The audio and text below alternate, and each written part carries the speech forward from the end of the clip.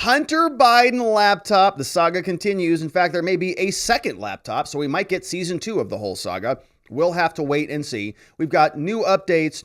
Big one coming out on CNN from this guy, Andrew Rice. He's a journalist over at the New York Magazine.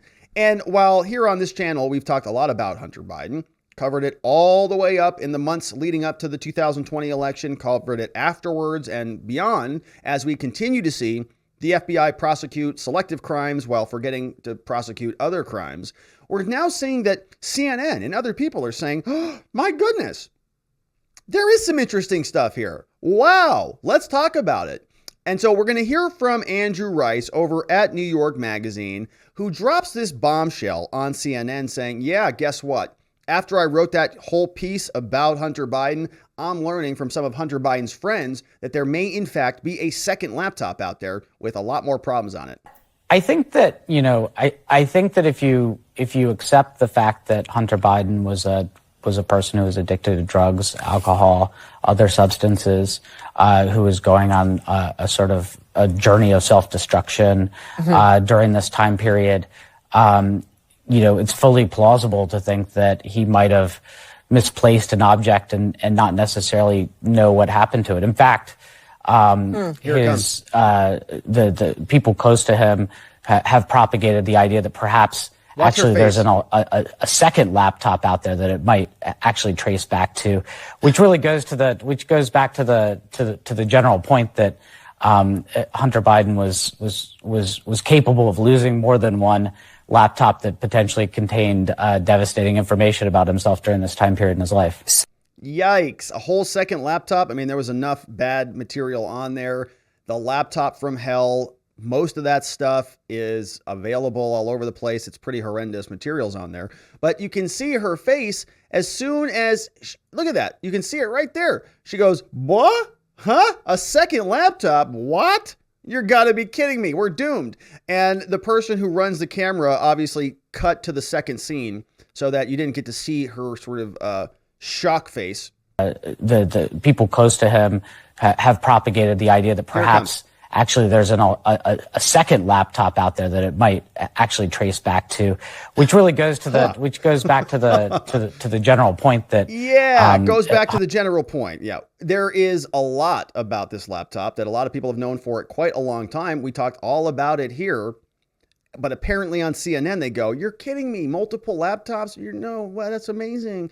Now, on this channel, we really unpacked a lot of this, but remember that the FBI had this laptop. The FBI knew all of this stuff. Everybody knew this stuff. It was as obvious as can be, but the media buried it. And let's listen to how they did that. So the thing about McIsaac is that this is McIsaac. This is the gentleman at the laptop repair store who actually got the original laptop from Hunter Biden. Hunter Biden dropped it off, apparently, signed a receipt for it. All of this stuff was known well before the election. He had the laptop seized from him by the FBI in the months leading up to the election. And we're learning now that people like Timothy Thibault and others at the FBI were trying to put their thumb on the scale so that these stories were not covered. While he is legally blind and is unable to drive, he is not so incapacitated that he is unable to identify people. He actually, of course, for his work, needs to be able to look at computer screens. He has a very, very, very poor vision, but his vision is not so impaired that it's preposterous to think that he could identify Hunter Biden. Also, I mean, McIsaac has a signed receipt from April 12th, 2019. Signed receipt. That someone whose signature looks an awful lot like Hunter Biden's dropped off a device there. And most importantly, and most compellingly, I guess, from an evidentiary standpoint, he has a subpoena that the FBI served on him. Remember? And they came and took away this laptop. Yeah. It passed into the hands of the FBI, presumably because it had some kind of relevance, they thought, to the ongoing federal criminal investigation into Hunter Biden's finances, the status of which we don't really know much about at the moment. All right. Well, thank you very much. Yeah, why would the FBI come and seize a laptop that has no evidentiary value? Why would they seize some fake laptop that some Russian hacker just assembled a bunch of stuff on and gave to Rudy Giuliani, who dropped it off at some guy's laptop repair center and then faked a receipt and all of those things? And conveniently, also somehow had access to Hunter Biden's filming himself in weird, very problematic positions. It was obviously real. Everybody knew it was real. But they covered it up, didn't they? And so he went through the litany, said even the FBI had it, and they didn't show it to all of us. Why? Well, remember this guy, Timothy Thibault. We spent a lot of time talking about him. He was a retired or fired or resigned or whatever, former FBI agent. We talked about him back on the August 30th show. And back then, we said that he was resigned or he walked out or something. Remember, he was a top-level FBI agent under fire because he was investigating or involved in the investigation of Hunter Biden. They say that he resigned last week. He was walked out of the FBI. 2 U.S. officials confirm. These officials say he reached retirement age, had worked at the FBI headquarters in D.C., recently removed as the position of a special assistant agent in charge over the Washington field office. And we'd learned all about this. Remember, Christopher Wray sort of said, well, Timothy Thibault, well, that's not the norm at the FBI. And Jim Jordan's very upset about this, and Chuck Grassley as well. But now, as he has resigned, as Congress maintains their oversight, Chuck Grassley is communicating that he needs to come and testify. He says that the agent, Timothy Thibault, confirmed via his lawyers that he left law enforcement agency last month. And he's accused by Republicans of shutting down an investigation into Hunter Biden.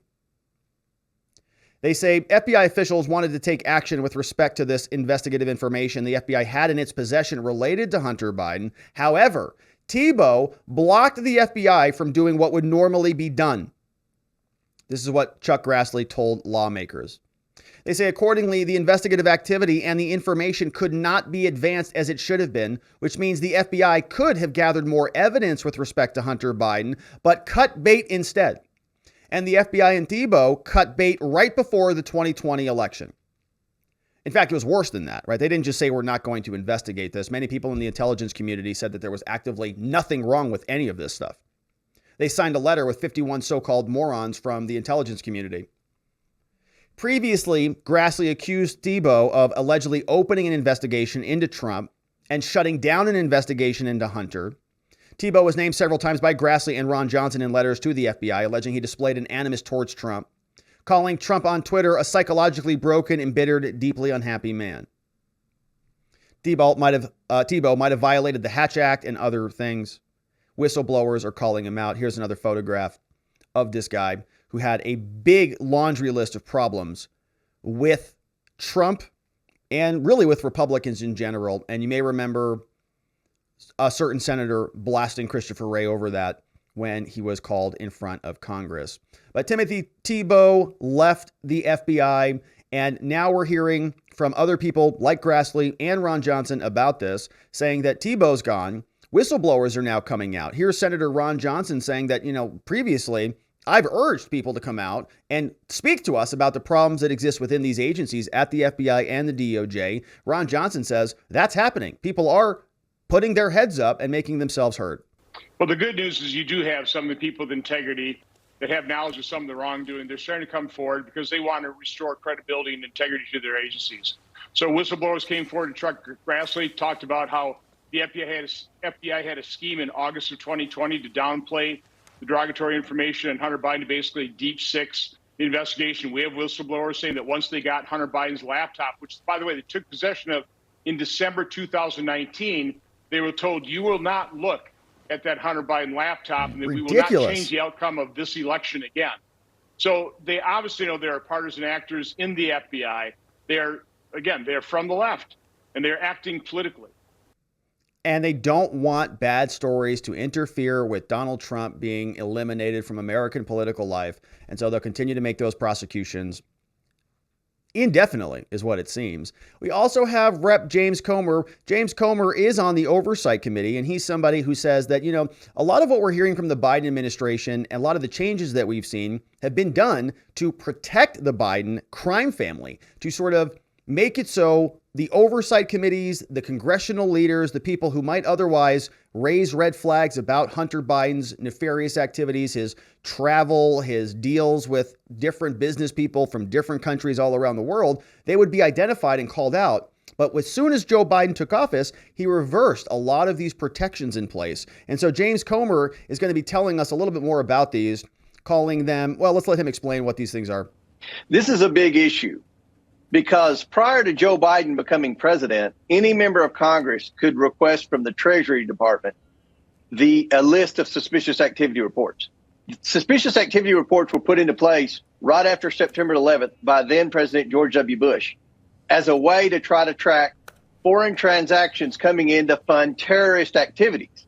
These suspicious activity reports, or SARs as they're referred to, have grown over the years to include things like money laundering. But in any case, if a bank files a suspicious activity report, which seldom happens, if a bank files a SARS, that's the bank telling the Treasury Cabinet, we are pretty confident our client is involved in some type of criminal activity. Two things Joe Biden did on the first day he took office. Number one, he stopped members of Congress from having access to suspicious activity reports. Interesting. Number two, why? He hired Nicholas McQuaid to be the head of the FBI criminal division. McQuaid, who we've learned is a law partner of Chris Clark, who is Hunter Biden's attorney. So two things he did on the first day in office, in my opinion, were done solely to block Republican investigations of his son, who was being investigated by the FBI. Now we know the FBI has been involved in a cover-up, or at least by Timothy Thibault, to turn a blind eye. So Joe Biden hires a lawyer to run a division at the FBI. That lawyer is a partner with Hunter Biden's lawyer, who represents Hunter Biden. Isn't this just beautiful? To suppress any other FBI agents from investigating Hunter Biden. I'm simply requesting from the Treasury a list of those suspicious activity reports, which under Bush, Obama, or Trump, any member of Congress could have gotten. I'm the top Republican on the House Oversight Committee. They continue to block me from having access to those bank records. No oversight. The top oversight Republican on the Oversight Committee gets no oversight because Joe Biden and the Biden administration want to protect their little crime family, and the Hunter Biden cash machine continues to flow. And so that, my friends, is it for the Hunter Biden saga. We'll continue to cover more, as there will always be. There may, in fact, even be a second laptop. And so we'll wait around and see what that has to reveal. Thank you for subscribing, and thank you for hitting the like button.